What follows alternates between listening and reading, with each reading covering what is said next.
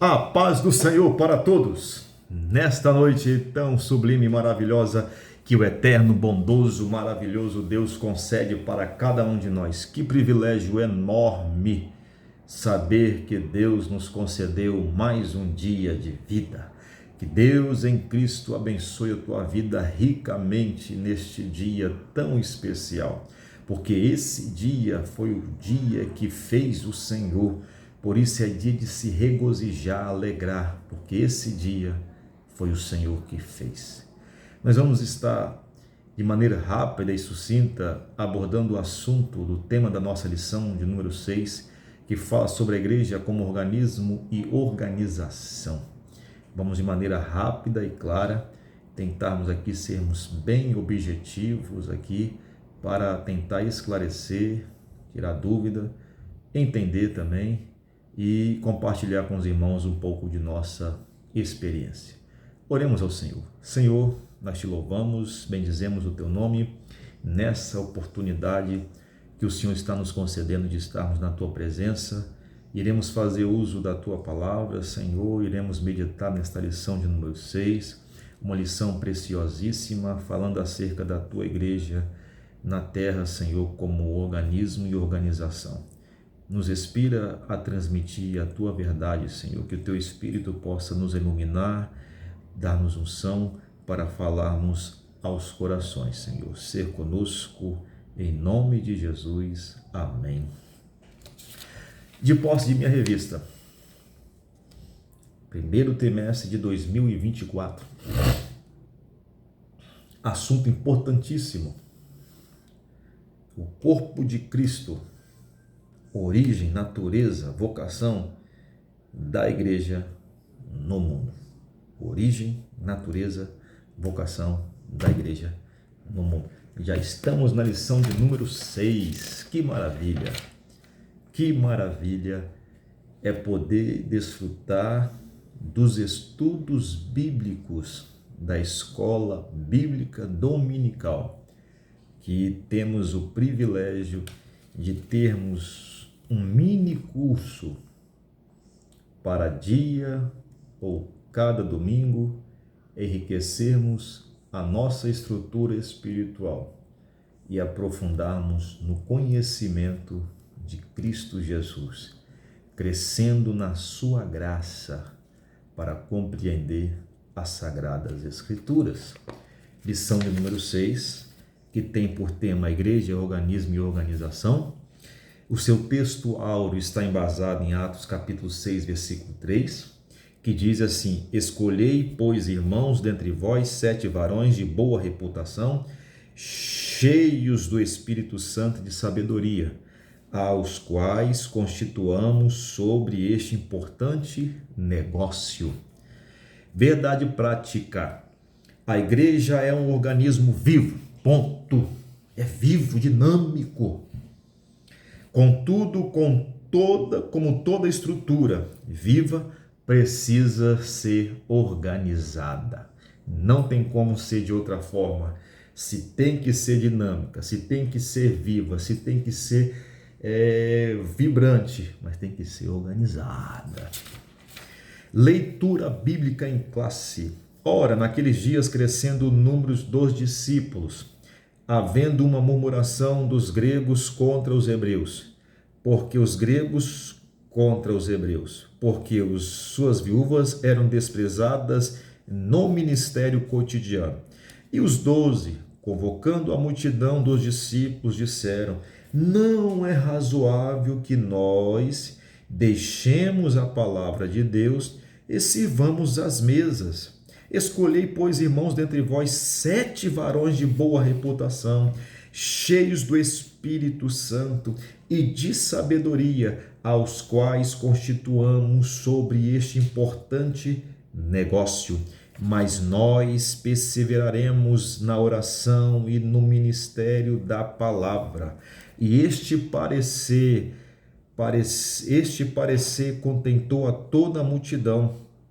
E elegeram Estevão, homem cheio de fé e do Espírito Santo, e Filipe, e Procoro, e Nicanor, Timão, Parmenas, Nicolau, prosélito de Antioquia, e os apresentaram ante os apóstolos, e estes, orando, lhe impuseram as mãos, e crescia a palavra de Deus, e em Jerusalém se multiplicava muito o número dos discípulos, e grande parte dos sacerdotes obedecia à fé. Amém? Que texto lindo, amados. Este texto, aonde nossa lição foi extraída, eu gostaria de maneira bem rápida compartilhar com os irmãos este texto, a sua profundidade, extrair dele as lições que a revista está nos apresentando, porque ela está dividida em 3 pontos, e alguns pontos com 3 subtópicos e um ponto com 2 subtópicos. Que lição maravilhosíssima para os nossos corações, de entender que Deus, através da sua escritura, da sua palavra, apresenta para nós o modelo bíblico de organização e de organismo. Através da Bíblia Sagrada, você tem os parâmetros, você tem um padrão, você tem o modelo, a estrutura organizacional de Deus como modelo para a sua igreja. Como a igreja primitiva, no início de sua trajetória, na dinâmica de pregar o evangelho, pois na lição passada nós estudamos sobre o quê? A grande comissão. E a grande comissão dos discípulos, dos apóstolos, daqueles que estavam em Cristo Jesus, era de anunciar as boas novas de Cristo Jesus.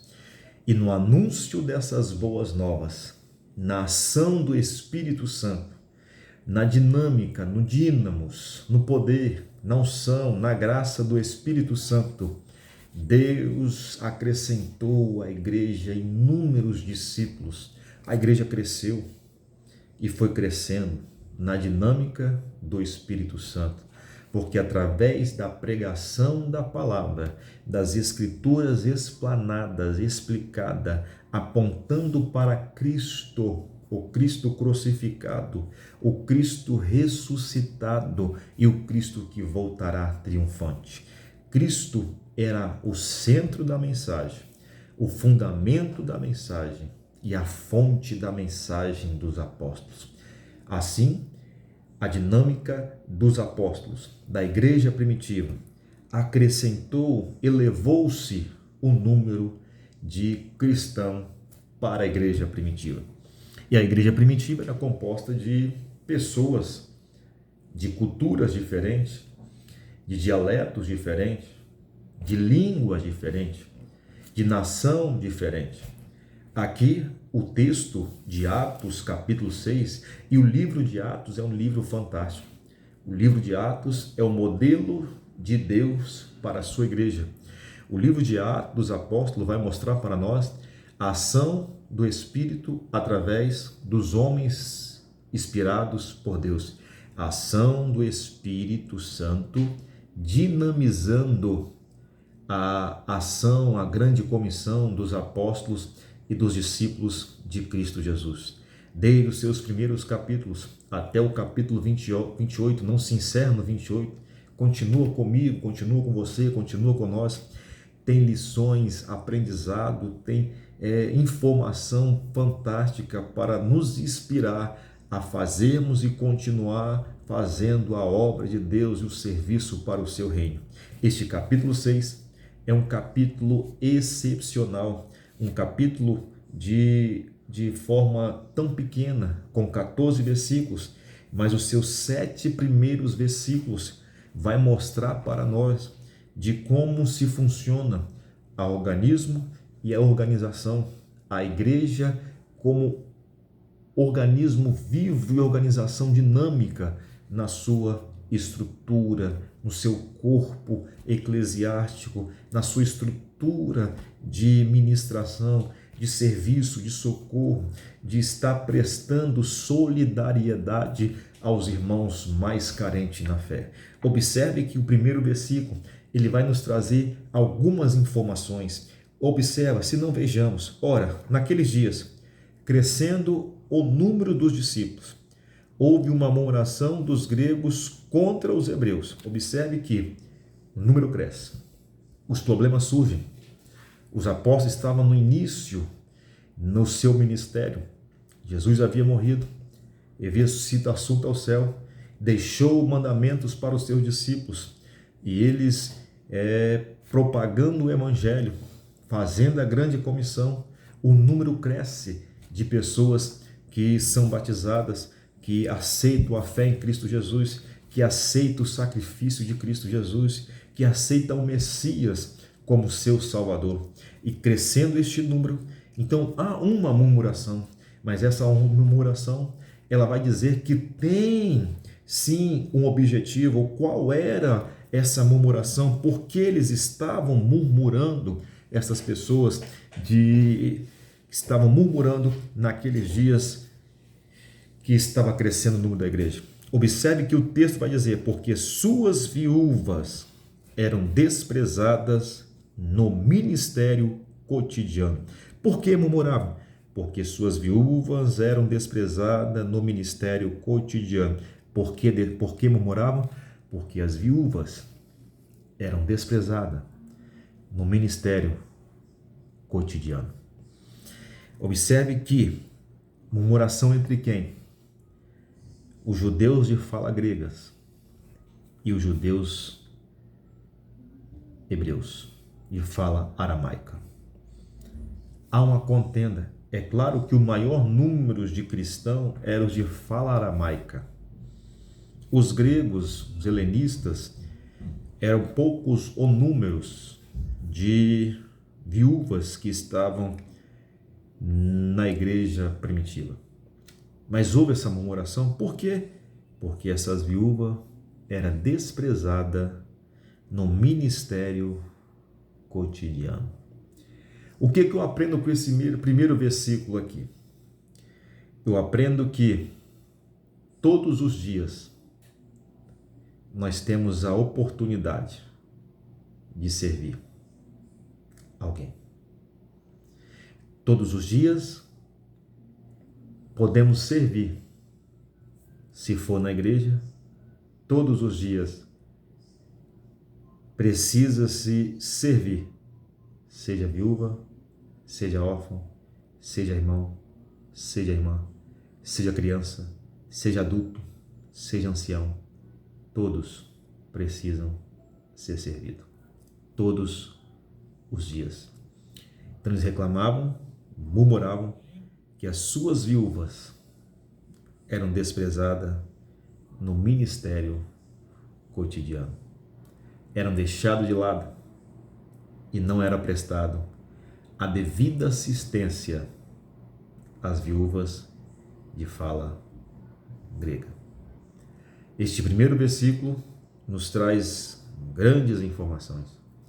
O crescimento vem acompanhado de problemas, mas problemas que podem ser facilmente solucionados com a direção, com a orientação do Espírito Santo de Deus.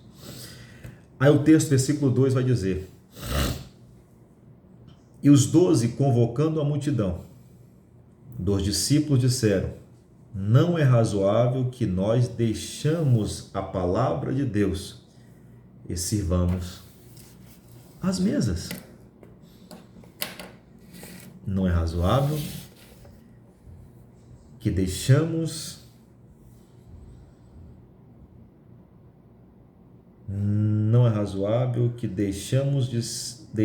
a palavra de Deus e sirvamos às mesas.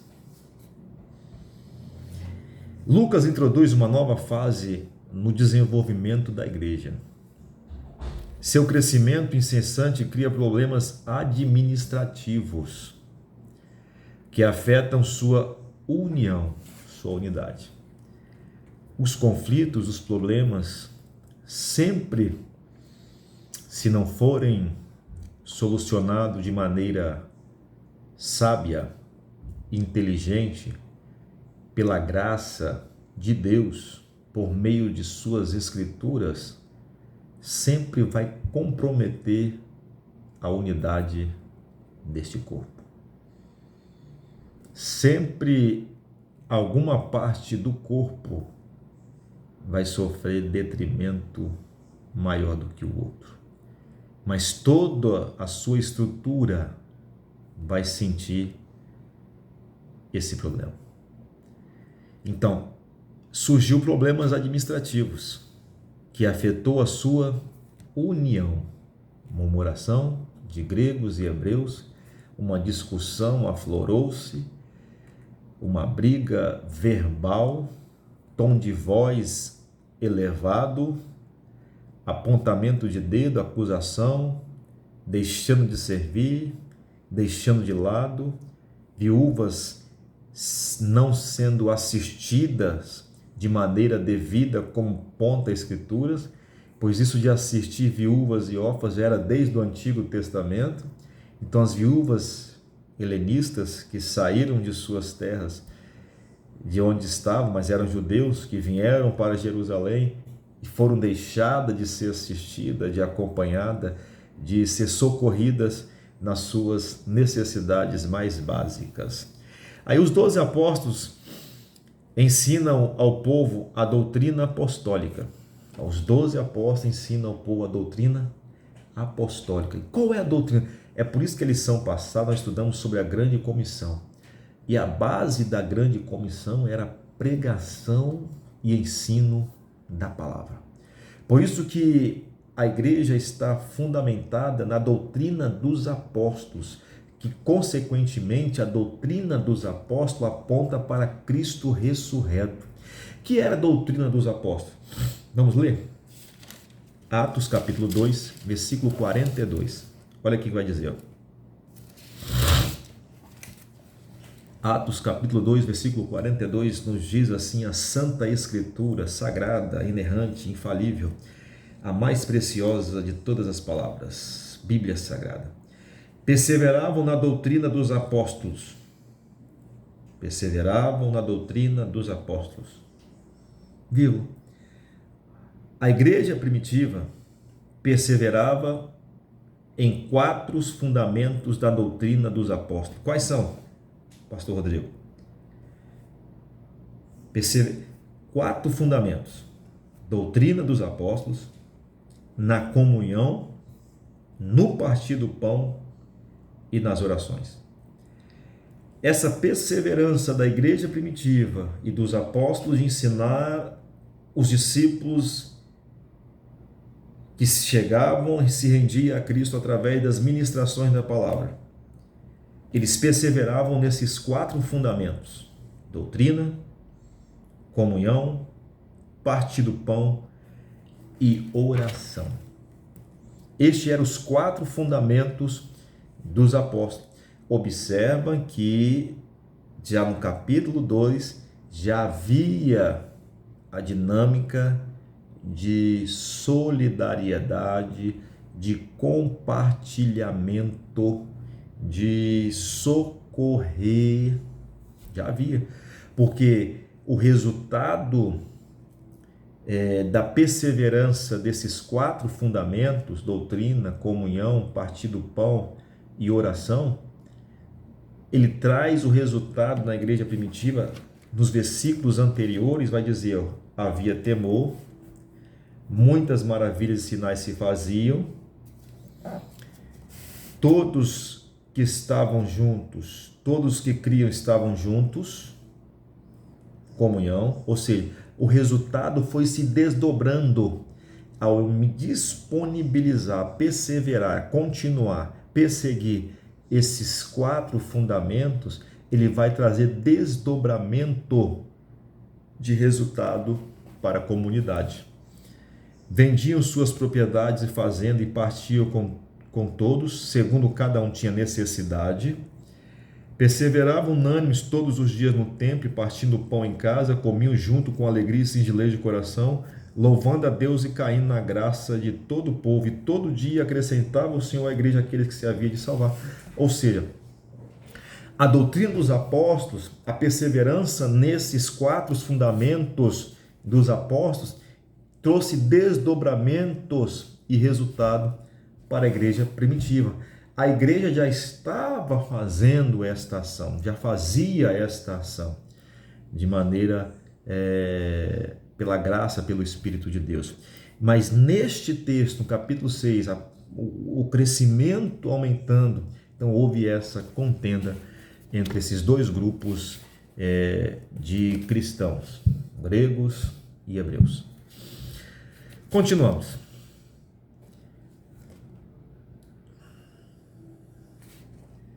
Doutrina dos apóstolos. E a evangelização, a circunvizinhança de Jerusalém.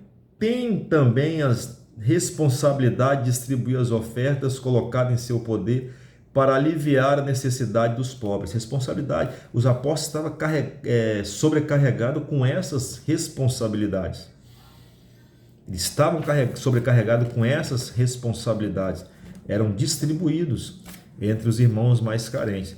Agora surge um problema entre os judeus de fala grega, cujas viúvas sofrem negligências em relação à distribuição diária de alimentos. Ou seja, o socorro diário. Não é só um dia, não é só 2. É diariamente alguém está precisando.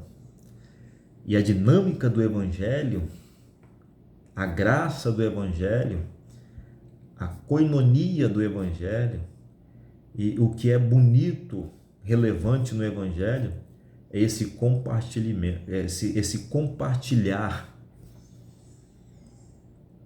com a necessidade do outro, de socorrer, não só com palavras e oração, mas com provisão na mesa. A mesa fala de muita coisa, né, irmão? A mesa é algo fantástico. Quando você fala de mesa, aqui eu abro um parênteses, né, porque ele fala mesas, né? Então mesa de cada viúva, mas a mesa, ela fala de comunhão, ela fala de suprimento, fala de provisão, fala de diálogo, fala de lágrimas, de compartilhar dificuldade, fragilidades, fala de desabafo, fala de compartilhar de sonhos. É mesa. A mesa, ela tem muito significado, e quando eu vejo essa palavra mesa, né, tanto que no tabernáculo tinha a mesa, em cima da mesa tinha os pães da proposição, o pão da presença, a mesa era cercada, tinha as argolas. Então mesa, Deus deu valor, deu importância à mesa para colocar dentro do tabernáculo, na parte de dentro do véu. Lá dentro tinha a arca, mais para cá tinha a mesa, o candelabro. A mesa é algo importantíssimo. A mesa é a mesa do jantar, a mesa do café da manhã, do café da tarde, a mesa de olhar nos olhos, a mesa de desabafar, de compartilhar sonhos, de contar histórias, de relembrar histórias, contar experiências, compartilhar dificuldades e, numa comunhão, partir o pão e orar. Mesa é lugar de comunhão. É claro que na Bíblia vai falar que teve algumas mesas que teve juízo, apontamento, como a mesa de Simeão, que apontou para a mulher pecadora, mas a mesa para o cristão, ela tem um significado. Quando você vai para a mesa do Senhor, vamos assentar para cercar, participar da ceia, relembrar a memória de Cristo Jesus. Na mesa você lembra de memórias. Mesa fala lugar de memórias, porque quando você senta, você está dialogando, você conta história, você conta como foi o seu dia, você ouve de alguém como foi o dia daquela pessoa, você relembra a história que seus pais contaram, que sua mãe, seu pai, seus avós contaram. É memória. Mesa é lugar de reavivar as memórias. Na mesa do Senhor nós assentamos e reavivamos a memória. Quando Cristo disse, em memória de mim, vamos reavivar. Valorize a mesa. A mesa é um lugar importantíssimo. Fecha o parênteses. Vamos lá, amados, aqui para nós estarmos aqui só comentando sobre os versículos, tá? Que está inserido na nossa lição. Naqueles dias, como eu falei, não sabemos que dia foi aquele, mas que Deus está acrescentando à igreja. Não podendo terminar o ano ou a época exatamente que Lucas se refere naqueles dias. Evidentemente, ele fala dos dias que seguiram ao julgamento dos apóstolos e seus combinados esforços para pregar e ensinar o evangelho por toda Jerusalém. O resultado dessa atividade intensa é que a membresia da igreja aumentava a passos largos. É difícil dizer quantos cristãos pertenciam à igreja de Jerusalém. Supomos que ela tenha dobrado seu número a partir do último cálculo apresentado por Lucas, 5.000, que foi na conversão lá no capítulo 4 para 5, né? Que quase 5.000, no primeiro 3.000, na segunda conversão quase 5.000 se renderam aos pés de Jesus. Fomos fazer esse cálculo aí, aproximadamente 8.000, mas dizer que cada dia acrescentava o Senhor aquele sim. Então, todos os dias Deus estava salvando, libertando e trazendo alguém para Cristo e sendo batizado pelos apóstolos.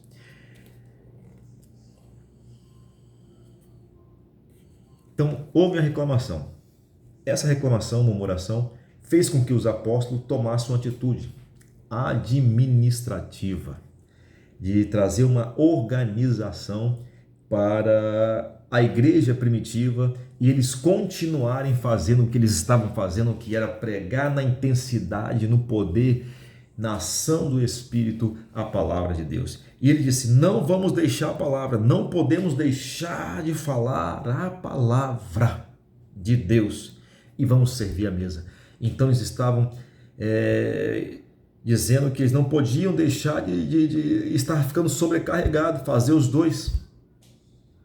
Não podia ficar tudo centralizado neles. Porque a prioridade deles era ensinar, pregar.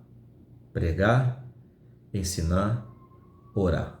Orar, ensinar, pregar. Pregar, ensinar, orar. Escreva isso na sua Bíblia. A primeira responsabilidade do ministro do Evangelho: orar, ensinar, pregar. Um líder religioso, um líder de uma comunidade cristã, a sua prioridade é orar, ensinar, pregar. Pregar, ensinar e orar.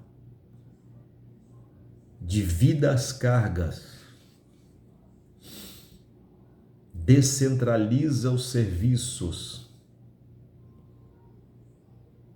para que a dinâmica de Deus e do seu Espírito possa fluir por vias limpas. A nossa prioridade é exercer o nosso ministério, aquele que Deus nos confiou: orar, pregar, ensinar. Ensinar, pregar, orar. Orar, ensinar e pregar. Os discípulos, os apóstolos, nós não vamos deixar de anunciar a palavra para servir a mesa. Se nós deixarmos de ensinar e pregar, não haverá mais conversão. Não haverá mais libertação. Não vamos anunciar as boas notícias que nós estamos desfrutando. Aí o versículo 3 vai dizer: escolhei, pois, irmãos, dentre vós 7 varões de boa reputação, cheios do Espírito Santo e de sabedoria, aos quais constituamos sobre esse importante negócio. Sobre esse importante negócio. Sobre esse importante negócio. Então os 12 Os 12 apóstolos convocando a comunidade cristã a fim de tomar uma importante decisão. Não podemos esperar que todos os crentes pudessem estar presentes a uma reunião em particular. Convoca uma reunião, pois deste modo sua condução se tornaria inviável. Os 12 estão encarregados da reunião e colocam diante dos crentes uma questão de prioridade. Qual era a prioridade do apóstolo? Qual era a prioridade dos apóstolos? Qual é a sua prioridade, líder? Qual é a sua prioridade, ministro? Qual é a nossa prioridade, pastores? Deus está falando através desta lição. Que texto lindo! Servir a mesas. Prioridade. Não é correto que nós paremos de ensinar a palavra de Deus a fim de servir as mesas. Sua tarefa principal é ensinar e pregar o evangelho da salvação. Aleluia! Devido à sua posição de liderança, os apóstolos tinham assumido também a responsabilidade de cuidar dos necessitados. Sobrecarga. Sobrecarga sobre os apóstolos. Ou eles ensinavam, ou serviam à mesa. Ou eles serviam à mesa, ou ensinavam. Alguém vai ficar em débito, ou alguma atividade vai receber menos atenção do que a outra, ou vai ter menos intensidade, ou nenhuma intensidade, ou vai ficar menos servida do que a outra. Mas essa palavra de Deus, essa tarefa secundária não deveria fazer com que deixássemos de pregar a palavra de Deus, mas essa tarefa secundária não deveria fazer com que deixássemos de pregar a palavra de Deus. Eles devem se dedicar à oração e ao ministério da palavra. Porque é o complemento ao versículo qual diz: mas nós perseveraremos na oração e no ministério da palavra. Nós perseveraremos na oração e no ministério da palavra.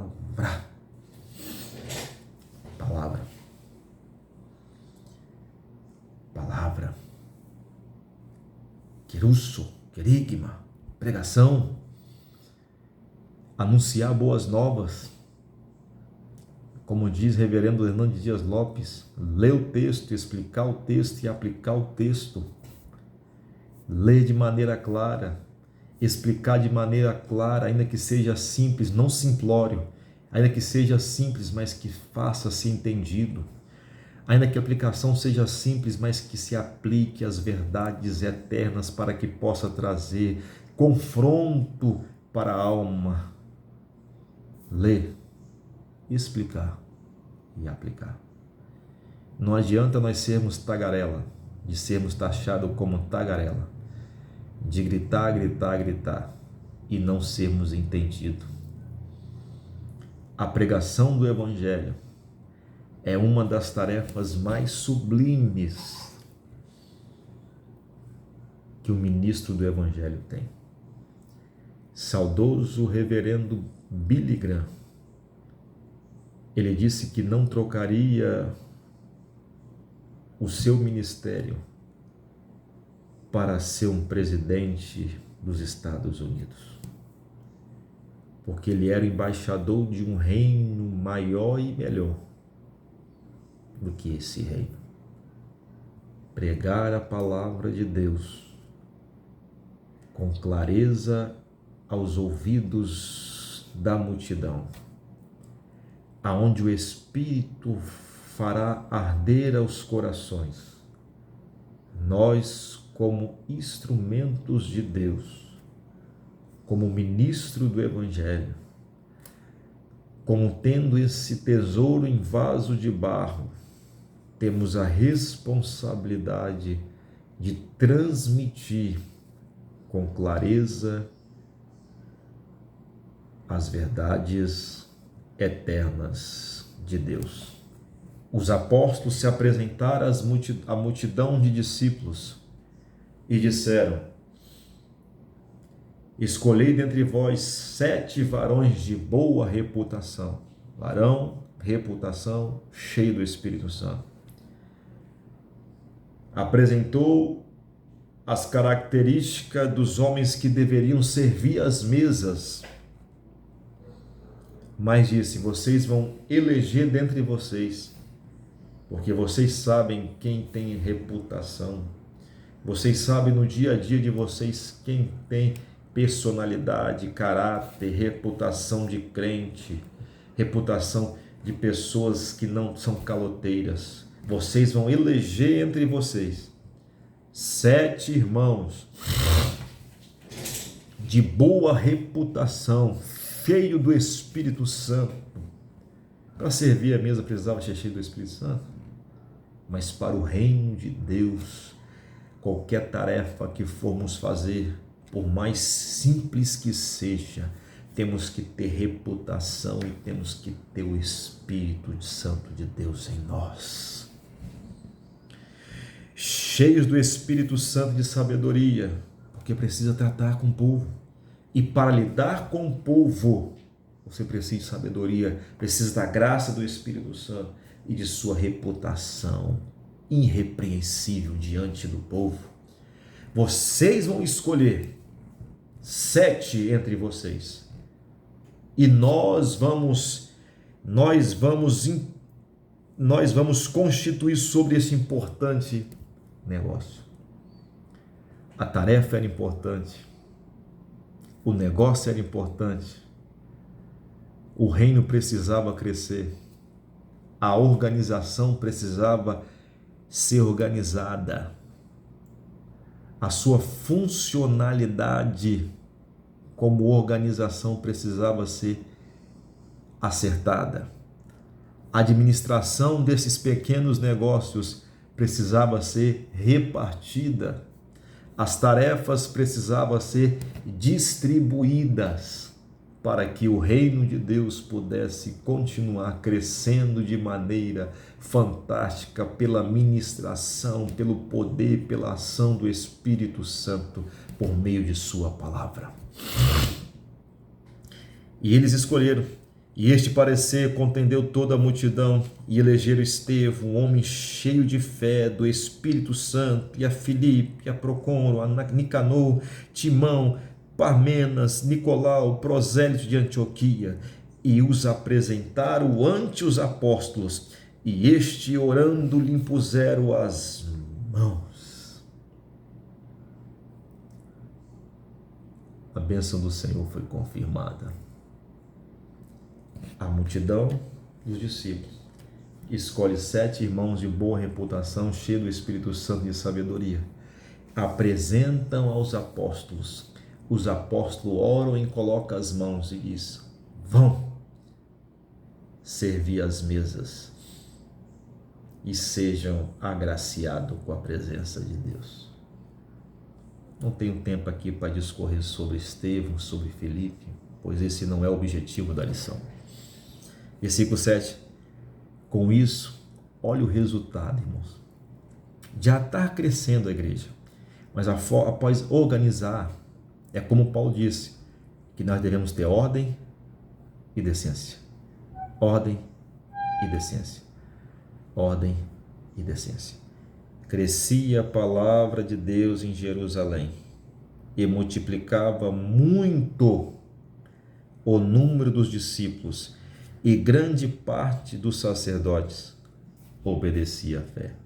O mal foi cortado pela raiz, arrancou o mal e não deixou nem beira e nem reira, arrancou o mal pela raiz, sem ramo, e disse: não, vamos organizar, vamos trazer pessoas para servir as mesas, e nós vamos continuar sobre oração e pela palavra.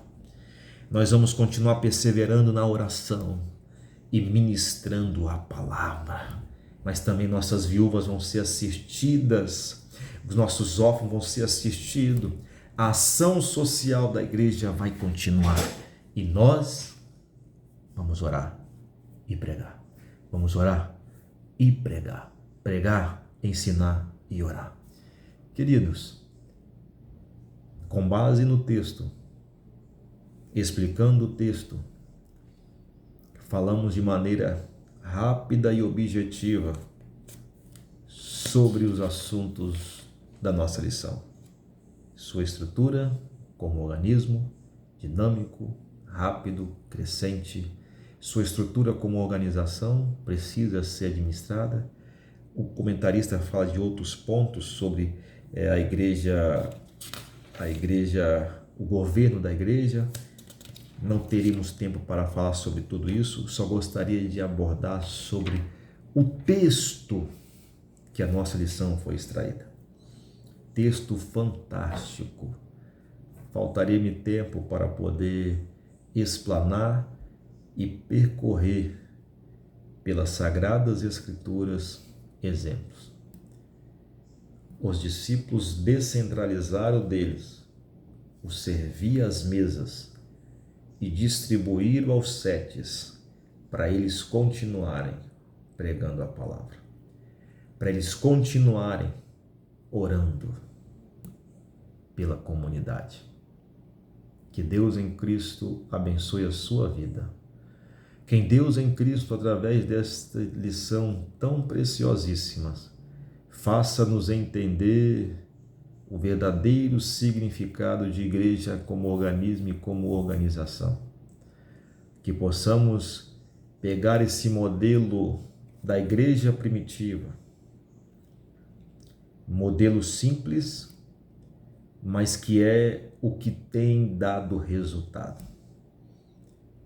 Os resultados surgirão se nós pegarmos o exemplo. Não precisamos de método novo. Não precisamos de fazer algo diferente. O que precisamos é copiar o modelo, o parâmetro, o padrão, o exemplo que a Bíblia Sagrada apresenta para nós. Que possamos extrair desta lição e colocarmos em prática no nosso cotidiano. Que Deus em Cristo abençoe. Deixa eu dar uma rápida sugestão. Aqui nós só comentamos sobre o texto, mas uma rápida sugestão para que você vai ser um futuro professor, ou que é professor, uma sugestão só para que você possa entender. A nossa lição, pedagogicamente, ela é realizada, preparada para ser ministrada aproximadamente em 55 minutos ou uma hora. Na maioria das escolas bíblicas dominical das Assembleias de Deus, é ofertado ao professor de 1 hora a 1h10 para ministrar a sua lição. E a nossa lição, pedagogicamente, estruturalmente, na sua parte estrutural, ela é feita para ser ministrada em 45 minutos a 50 minutos. Isso com breves participações dos alunos, sucinta, rápida, com a colaboração da classe, mas ela é preparada para ser ministrada em 45 minutos a 50 minutos. Bem dado, uma aula bem dada. Uma sugestão. A nossa lição tem tema, texto áureo, verdade prática. E ela tem uma leitura bíblica em classe. Você pode, de várias e N maneiras, ministrar uma lição.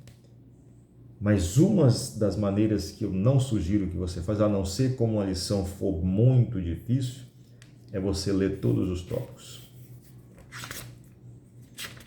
Porque na leitura de todos os tópicos, você vai enfadar o seu aluno a não prestar atenção no que você está lendo. Ou você escolhe parte de cada tópico, grifa o que você achar importante para falar, ou você vem na sua introdução. Você que tiver uma boa memória, você vem na sua introdução. Marque os pontos que linkam aos subtópicos, pois a introdução quer dizer o quê? É aquilo que você vai introduzir. E a introdução vai introduzir 3 subtópicos. O assunto central é a chave, onde você não deve fugir deste assunto. É a chave da lição. Então, esse é o assunto que todo o seu comentário deve estar sobre organismo e sobre organização. Então, na introdução, de maneira exemplar, se você ou eu tivermos fixado, estudado a lição, memorizado e entendido o que a lição quer passar como conteúdo para que possamos aprender, você vai pontuar na sua introdução os 3 subtópicos. E através da sua introdução, sem ler os 3 subtópicos, você consegue ministrar, sempre linkando na sua introdução os 3 subtópicos, que sempre linkando ao tópico com seus subtópicos. Não precisa ler, mas você vai sempre linkar de maneira bem esclarecedora.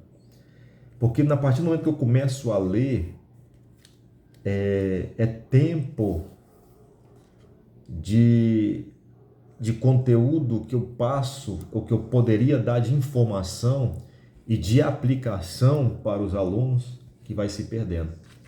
Um outro detalhe que eu vou passar para nós. Eu posso pesquisar várias fontes de informação, anotar várias fontes de informação, mas nem todas, e na maioria das vezes, é necessário passar toda aquela informação. Salve algum momento, quando surgiu uma dúvida, eu tiver com aquela informação em mãos, eu repasso aquela informação. Mas se todas as vezes que eu pesquisar, anotar e trazer para ler a revista, ler a informação, é um tempo que se perde na explicação, na aplicação e na participação no dinamismo da escola bíblica. Acante para essa sugestão. Que Deus abençoe em nome de Jesus.